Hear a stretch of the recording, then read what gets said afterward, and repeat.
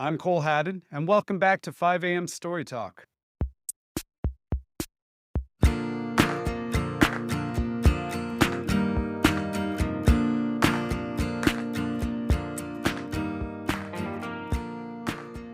Welcome back, Story Talkers. Today brings you the thrilling, hilarious, tragic conclusion of the epic 4-part podcast story, The Horror of Dracula, the unbelievable true story of the 2013 TV series, a series I created for NBC and Sky. It's a cautionary tale for screenwriters and artists in general about what can happen when all their dreams come true. In that regard, you might find the following interesting. A year after Dracula was canceled, this would have been 2015, I was at a house party in LA. I was outside, standing in a crowd of people, and introduced myself to someone. At the mention of my name, I saw a head on the opposite side of the deck spin around to lock eyes on me. Later, the screenwriter this head belonged to, he found me inside. Is it true? He wanted to know. He meant the stories he'd heard about what had happened to me working on Dracula. As it turns out, the agency where he was represented was using the abuse I experienced as a kind of boogeyman story to make its screenwriting clients behave. Oh, you think what's happening to you is bad? Well, let us tell you all about Cole Haddon. See, things could be worse, so stop complaining. My hope here is that sharing what happened to me can help prevent something similar happening to you in whatever medium you hope to create in. But especially if you aspire to work in Hollywood. If it just makes you laugh and scream, though, that's cool too. I laugh a lot about the story these days, mostly because I've wasted too many tears on it over the years already. Now, if you haven't listened to the first 3 parts of this horror story yet, you should probably do that to catch yourself up on the gory events. I mean, why start on part 4, right? Here's a quick summary of what's happened so far to make sure the details are fresh in your mind. After being asked in 2011 to develop a TV series pitch inspired by the novel Dracula, I sold that pitch to NBC with the help of producers Mr. Smiley and Mr. English. My pitch turned into a TV pilot script that received an extraordinarily rare straight-to-series green light starring Jonathan Rhy Meyers and a boatload of other brilliant actors. It premiered on October 25th, 2013, and ran for 1 season before it was canceled because, well, I don't think anyone involved wanted to go through making another season of it. I certainly didn't. As for where we left off at the end of part 3 of this podcast story, I just told NBC I'd quit for the 2nd time. The experience of working with Mr. Smiley was so toxic, so detrimental to my mental health, that I couldn't imagine enduring one more day of it. No amount of money felt worth it to me. What follows is the grand finale of The Horror of Dracula, the unbelievable true story of the 2013 TV series. This episode, like those that preceded it, is largely constructed from details pulled from personal emails. That's why the dates and even times of the day are so precise. So, are you ready to find out how it all ends, Story Talkers? Brace yourselves. I am.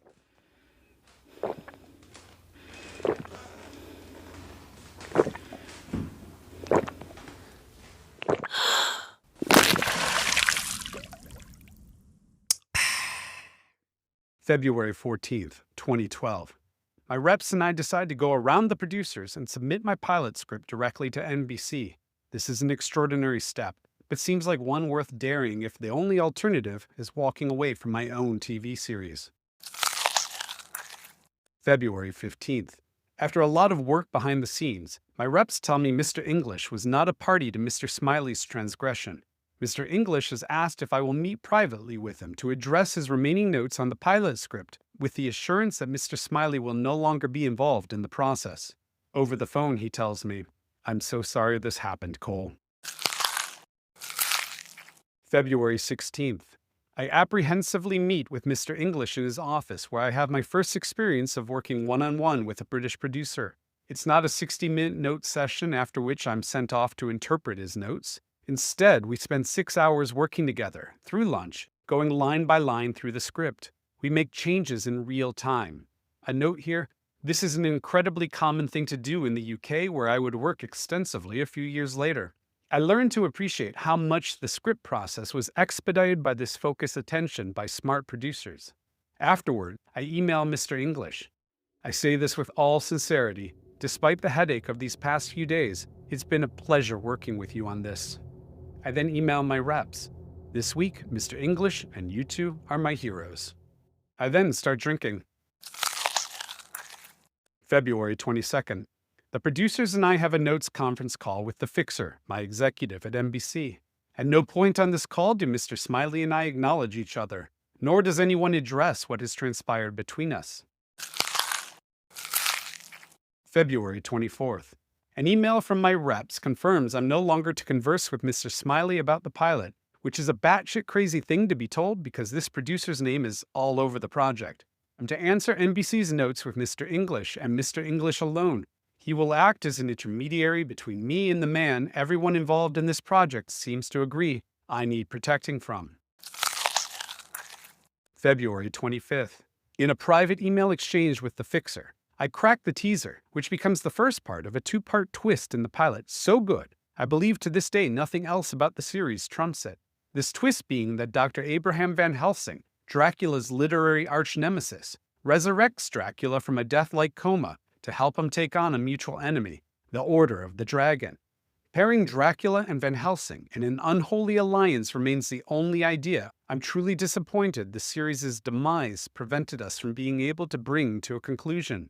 Fun fact for Dracula superfans, Dracula's method of resurrection in my series was inspired by Mario Bava's Black Sunday, released in the US as The Mask of Satan. February 26th. I submit a new draft of the pilot to the producers, then start drinking. February 28th. I receive 11 pages of notes from the producers at 7:50 a.m., and I'm asked to turn these changes around by 6 p.m. per NBC's request that the new draft be submitted by then. I kill myself, working without a break for the next 10 hours, but the producers don't respond in time to get the script into NBC. Such is life. At least none of them rewrote me this time. March 1st. The producers submit the official second draft of the Dracula pilot to NBC. March 2nd. NBC comes back with some strong, smart notes. I find it increasingly bizarre that my studio is the least scary part of this process. March 4th. I submit a new draft to the producers, then start drinking. It's become a bit of a ritual. Hit send, open a beer, crawl into bed in the dark and stare at the ceiling until my wife finds me and promises everything is going to be okay. March 6th. Another all-day working session with Mr. English to finish NBC's notes. The second revised studio draft goes into NBC. This draft will allegedly be going all the way up the food chain, or so I'm told. March 7th. Not so fast. More strong notes from NBC. I address the notes in my home office, then resubmit via the producers. A draft labeled Pilot Script Studio Polish will be delivered all the way up the NBC food chain this time.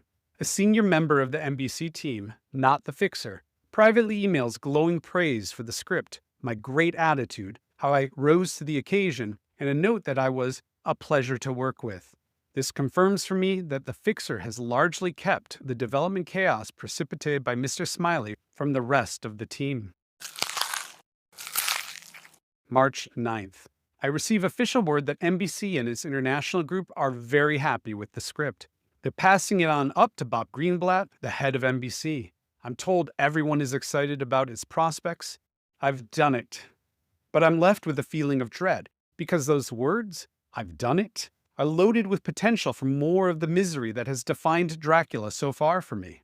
In later years, I will realize this process was so toxic that it tainted my first months of marriage, something I will always resent. Then comes an email from the fixer requesting an international sales document. For your edification about this process, here's a snippet of that email. It will be very helpful / necessary in trying to secure international fees. It should start with a page of what the show is, then a season arc, then character info with some of the twists and turns. This will be used to intrigue and excite. If you have any inspiring artwork you've come across, great. We also need to answer the questions of what makes this Dracula different, etc. And like everything in television, or at least TV where networks are a concern, I'm told NBC needs it sooner than later. I'm new to the game at this point, but what the fixer is more or less saying is that NBC International needs my help finding an international partner to co-finance the production of the series. Well, back to work. March 13th. One of the producers suggests we should retitle the series. Here are some of the bizarre ideas I'm pitched. Dracula, Twilight City. Dracula, the Order of the Dragon. Dracula, the Revolution. Dracula, Victorian Age. Dracula, the Resurrection. Dracula, Vendetta. Dracula, the Aristocrat. Whoa, the Aristocrat? Wow. So, a note here, my response is less than diplomatic. I'm beginning to crack, because so often it feels like I'm having conversations with partners who don't seem to like the idea of Dracula so much as the idea of an awards-worthy period drama that doesn't involve monsters, or blood, or any of the darkest, most enduring qualities of the novel. Don't send emails like this next one, kids.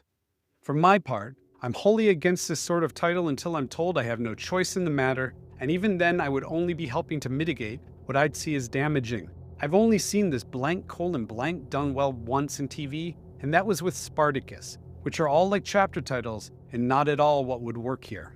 The name Dracula gets it done, and nothing you add after it will make it any better or sexier. Unless it was Dracula, you'll see T and A if you tune in. Now, if you wanted to talk about something like Curse of Dracula, House of Dracula, Horror of Dracula, or something like that, I wouldn't hate the conversation. In fact, I rather like those sorts of titles. That's just my 2 cents. March 14th. The Fixer calls to tell me that Dracula has been very well received by everyone at the network, including, most importantly, Bob Greenblatt. Now we wait, the future of the series dependent upon whether or not the producers and NBC can line up an international partner. April 15th. Mr. English has spoken with Sky's head of drama in the UK, who is very happy with the pilot script. Sky is the kind of partner the producers and NBC both want for Dracula, so this bodes well. But no decisions until they see the international sales document. April 24th. Holy hell, I've sold a spec script to Sony called Savage Planet, my first spec sale. This is another team-up with Matt Tolmach and Amit Zappa, but this time Avi and Arya Arad are on board to produce too.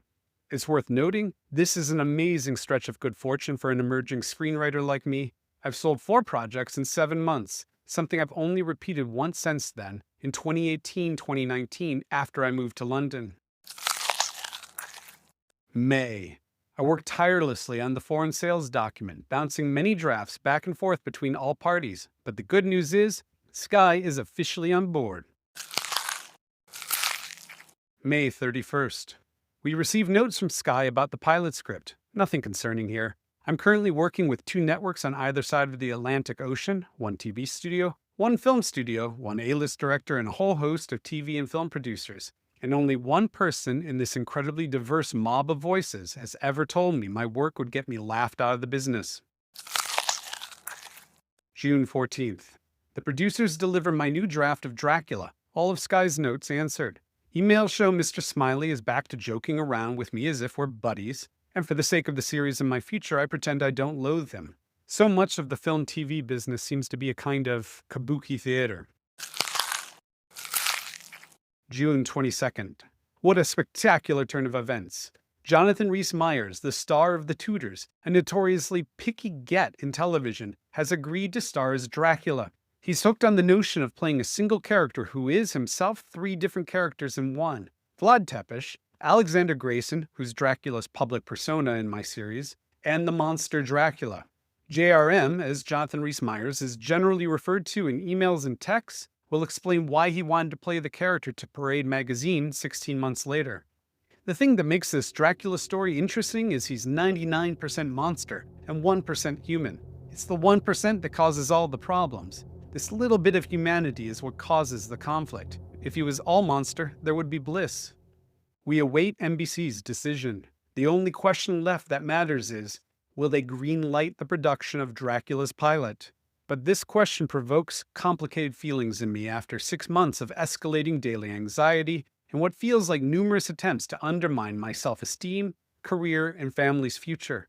Even though I don't believe for a second the perpetrator of all this possesses enough self-awareness to understand what he has actually done to me. July 24th. It's my birthday, I'm 36, and my wife has orchestrated a busy day of surprise activities in downtown LA to celebrate. We're walking between destinations, sweating in the sun, when my cell phone rings in my pocket. I check to see who's calling. Shit, it's Mr. Smiley.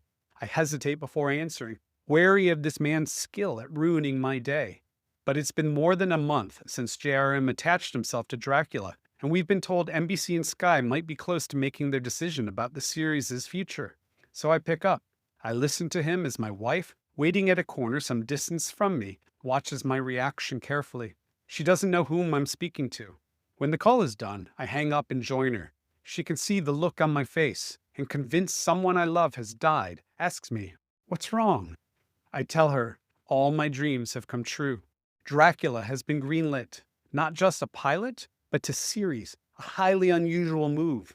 NBC and Sky have committed to producing and airing 10 episodes. But I want to cry, and not the good kind. Neither my wife nor I know how to make sense of this amazing, life-changing, god-awful news. This is why I came to Hollywood, to write stories for the screen. But Dracula moving forward means I will have to spend at least another year, possibly several, working with a human being I have come to find utterly malevolent. My wife and I walk to the Standard downtown and take the elevator to the rooftop for the final part of my birthday celebration. I'm surprised by a dozen of my friends. Everyone then congratulates me on the green light news, ignorant of what I've been through for the past half year. I thank them as they ply me with cocktails, but there isn't enough booze in the world to make me mean it. Within 4 months, I will be pressured into working with a head writer I previously passed on being a part of the writer's room. Within 6 months, I will have to ambush a London casting session for my own TV series after I am not invited to attend or even told it is happening. Within 9 months, my reps will break it to me that I will never visit the set of my own TV series for reasons they mostly explain with size. Within a year, I will live tweet the premiere of Dracula while surrounded by dozens of friends who hug me over and over, because they know how embarrassed I am by how it turned out. There's no way to know for sure who was responsible for any or all of these decisions, though I obviously have my theories. But that's all a story, or 10, for another day. The real horror of Dracula was only beginning for me as it turns out. Everything you just listened to, that was the prologue.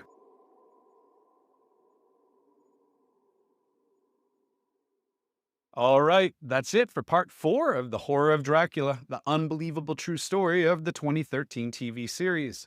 I often get messages on social media from its fans singing its praises, which I'm always grateful for. One in particular, Tracy McKenzie, recently reminded me about how this series changed her life. That I had any part in that, or any other fan's joy, is amazing, truly. But the reality is, Dracula was also the worst professional experience of my life. I hated every moment of it except the writer's room for the series. In fact, I remained close friends with most of the writers who were part of it. When the series was canceled, I felt nothing but relief. It was a reason to celebrate. The only bad thing about it in my mind was the impact it had on so many cast and crew who put so much passion into it and whose careers might have been helped by Dracula becoming a real success. It certainly would have helped my career security too, which I would have of course appreciated. But I've forged a different path outside of Hollywood since then that I feel very good about. I've only experienced something similar to Dracula one more time in my career, and thankfully, I was able to get out of that situation much earlier. I wouldn't have known to do so if not for my experiences on this show. Now, if you have any questions about this episode, check out the show notes for links to the 5 a.m. StoryTalk newsletter and Instagram page, where you should take advantage of the comment sections there. If you enjoyed this 4-part series, The Horror of Dracula, as I bill it, do me a favor and give this podcast a 5-star rating. Better yet, leave a 5 a.m. StoryTalk made me rethink the meaning of life, so everyone else should listen to it too kind of review on it. It's a great, no-cost way to support the work I'm doing here, truly. Now, if you do that, take a screen grab of it and email it to me at 5amstorytalk@gmail.com, and I'll send you back a PDF of the Dracula pilot script that got greenlit, not what shows up on screens. If you want to hear even more from me about the arts, culture, making sense of the 21st century, become a paid supporter of 5 a.m. StoryTalk at Apple or Substack, links in the show notes. You'll get exclusive access to bonus episodes in which my guests break down seminal pieces of art from their lives. In both cases, you can give the show a quick test spin for free to make sure it's worth your investment. Alrighty, I think that's it for 5 a.m. Story Talk this week. Next week, I'll be back to hosting guests here. Sinister Doctor Strange and the Black Phone writer-director Scott Derrickson will be joining me for an incredibly intimate and revealing chat about his life and filmmaking, as well as his new film, Black Phone 2. Be sure to subscribe so you don't miss out on that. Thanks as always for being here, Story Talkers. See you soon.